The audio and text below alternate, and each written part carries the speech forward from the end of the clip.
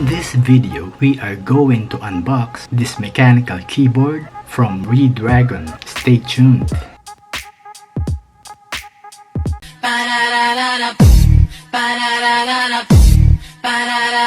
Baby, work it!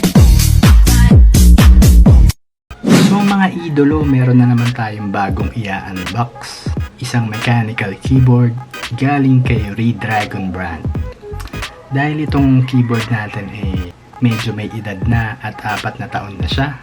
Itong mechanical keyboard natin na to, kita nyo naman, tactical. Brown Otemo switches from Techwear Phantom. Ang dami ko nang napalitan na switches, so kapag nagpapalit ako ng switch, yung kabila namang key ay hindi na rin mapindot, so medyo nakakaumay nakakapalit ng switch. Ito, marami pa akong reserva, pero dapat na sigurong palitan na rin or mag-upgrade kasi 4 na taon na may edad na rin tong keyboard na to. Saka gusto ko siyang medyo liitan dahil mahaba siya masyado para yung mouse natin hindi gaanong malayo. Ngayon, itong keyboard na to is 10 keyless or bawas yung mga numeric keys sa gilid. So tara, unbox natin siya. Cutter galing sa Lazada, naka-bubble wrap, fragile, so yung box niya na binalutan na lang talaga from Redragon. Yan, yung bubble wrap niya may logo din eh.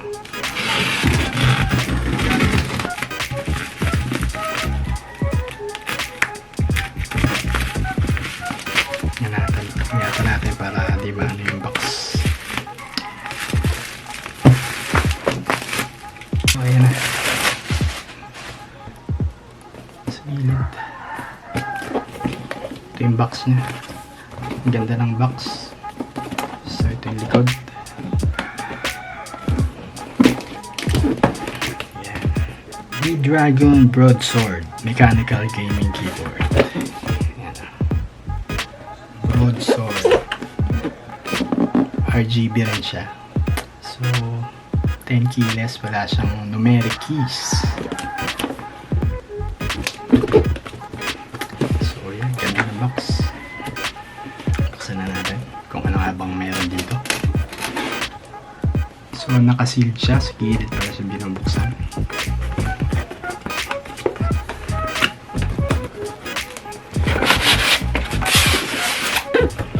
May box na rin sa loob. Box to box. May logo pa rin.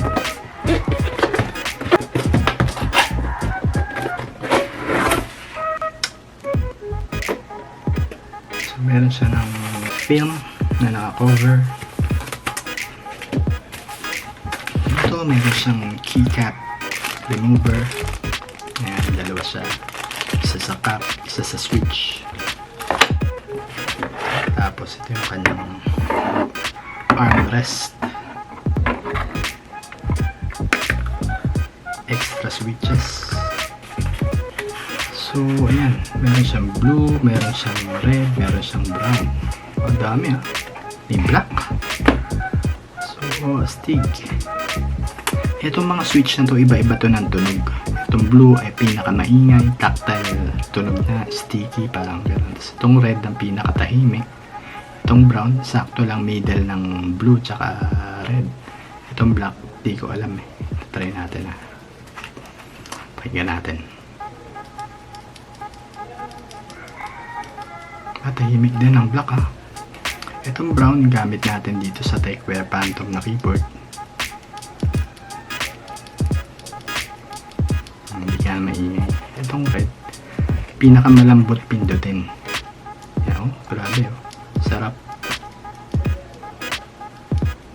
Smooth ang hagod mo ng press Itong blue, diba? May ano siya, may chip. Wow! Click! Click! Parang ganun ang tunog niya Maingay siya kapag gabi. Yan. Ganyang kaingay. Itong red, wala. Itong brown, malutong to parang tok tok tok. Itong black, medyo mabigat pindutin So ayan, Ayos, may extra tayo. Gusto natin yan sa keyboard. Liit lang yan, no? Tama mo.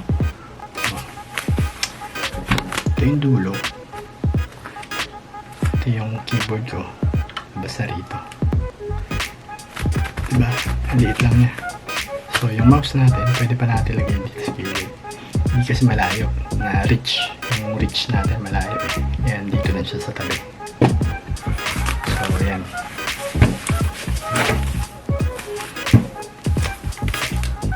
Parang wireless pa ah. Ito, mukhang wireless nga. So, ayan siya.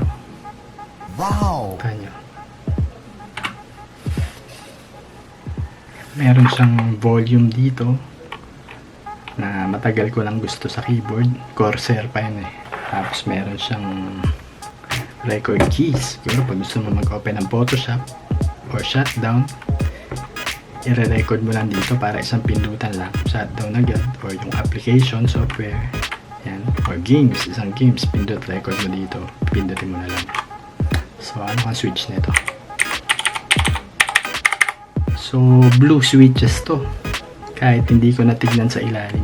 Ang switch nito is blue. Oh, ingay eh. Ito is brown. Tokotok, diba? Tapos meron akong mga red dito na pinalit eh. Ito red to eh. Halos wala, diba? Red. Brown. Itong space ko red na rin to eh. Magaan lang pindutin, isang diretso lang siya. Ito brown. Tok tok tok tok tok. So ito blue. Diba may chip chip chip chip. Pinakamaingay ito. Blue switches. So sa side, saksakan niya USB. Ito pala yung cable niya. Nalaglag. Gold yung kanyang ano, USB-C na pala to. So latest model na pala, USB-C. Sa cover yung golden siya. Tapos ano ba tawag dito? Covered sleeve yung ano niya, cable niya. Ayun, yung malambot na takip ng tali, hindi siya plastic. So ayan, magandang klase yung cable niya. So try natin ngayon ikabit. Ayan, kabit na. So meron siya RGB rin sa gilid. Nakita nyo sa ilalim. Diba? Ganda oh. Wow. RGB, magkabilaan siya. Wala nga lang siyang pang accounting, yung magbibilang ka ng multiplication, addition, basta. Hindi naman tayo may ilig sa math eh. Tayo is graphic artist, designer, photographer, photo editor, yan. Kaya more on ano tayo. So ayan, premium quality no. So itong FN, pagpalit ng kulay, may 1, 2, 3, 4, 5, 6 dito eh. Natin FN1, iba kulay niya, naging pareho sila. So pa-round yung RGB niya. Kita ba dyan? Mahina ata yung ano eh, parang paglakas. Ito ata FN up, ayun, lumalakas na. FN down, pahina ng ano, RGB. So wala nang up. Yan, nakatodo. So yan ang kanyang ito yung basic kulay. Refresh, isang color lang. May yellow, red, green, tapos breathing siya, breathing. Baga humihinga-hinga yung ilaw niya, nawawala buong bukas. Ito naman yung green. Ito blue, violet, medyo violet pa pink, kakulay ng damit ko. So ito light violet. So ito RGB na. So breathing siya no. Pat pa natin dito. Yan. So ano siya, totally well lit. Mas maliwanag to kaysa dito ah. Ilaw na ilaw siya lahat. Isa pa. And ito naman iba't ibang kulay. nagpapalit-palit siya to pink, blue, green, yan, unti-unti siya nagpapalit. Pero so next tayo. So dalawa lang siya, isang RGB, isang RGB lahat na may ilaw, tapos yung transition ng kulay unti-unti. So dito naman sa number 2, ito naman pag pinindot mo ilaw siya, yung key. So nakapatay yan, diba? Nangyari sa gabi, pindot mo to, ilaw, spacebar, ingay talaga yun, eh? So yan. Next is pa, ano naman to, yung 2, kada plus mo, naiiwan siya, naiiwan yung letter I, naiiwan yung I, naiiwan yung ilaw din sa pinindutan mo. Tama? Naiiwan yung ilaw ng key. So try na muna natin kung ito naman yung line ka, naklik mo sa isang linya, isang bar, kinilik mo, ilaw siya.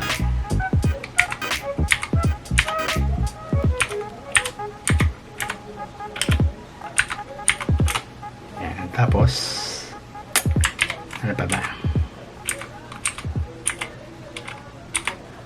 Tatlo lang kada number, no? So F3 naman tayo, number 3. Ano naman to? Parang ano siya, wave ng ilaw. Sa pa, next, wave ng ilaw, kita ba dyan? Ayan, no? Ito naman kada part, magbubuo siya sa gitna, tapos iikot siya, tapos mawala. Galing. Isa pa. Ito naman, unti-unti siya, parang matrix. Matrix. Kulit lang, ano? So, dito tayo sa 4. Itong 4 yung pinakagusto ko. RGB steady. Tapos para siyang nagwe-wave pa ganun na RGB.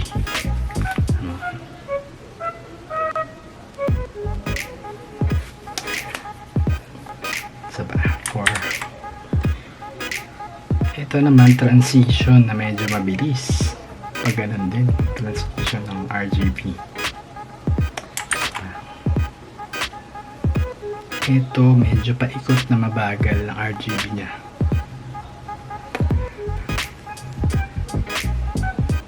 So, kita talaga yung difference, no? Ang hina ng ilaw na to. So, yan. Number 4, maganda. Number 5. Ito naman, anong kulay? Colorful masyado. Yan. Playful colors. Pa. So, yan. Unti-unti rin siya. Yung mga kulay na parang pastel yon, pastel colors. Yan. Pastel colors. Tapos RGB na to, eh. Ayan yung kakaibang mga kulay. So sa 6, nagka-transition siya left right, yung mga kakaibang kulay, mga pastel colors. Yan. Ito naman yung transition ng full color. Ay, hindi, isa lang.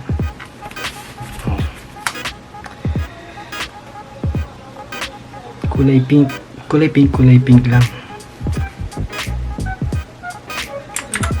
So parang ganyan, isang kulay. Teal, blue, pink, white, yellow. Isang kulay lang siya.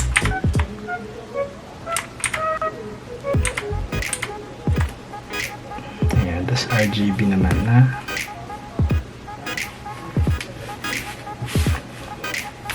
paano, pa rainbow. pa-rainbow. Bilog siya na RGB. Kumakalat pa-rainbow. Pa-spread. Yeah. Yan. So, that's it. Flash na flash yung keyboard natin. Tagal ulit ng 4 na taon. So, ganda talaga ng quality gawa ng Redragon kaysa sa mga... So, share your thoughts in the comments below. Lalagay ko yung link sa description ng pinagbilang ko sa Lazada. So, baka gusto nyo rin, type nyo rin bumili dahil ito ay nasa mga 2,000 pesos or something lang. So,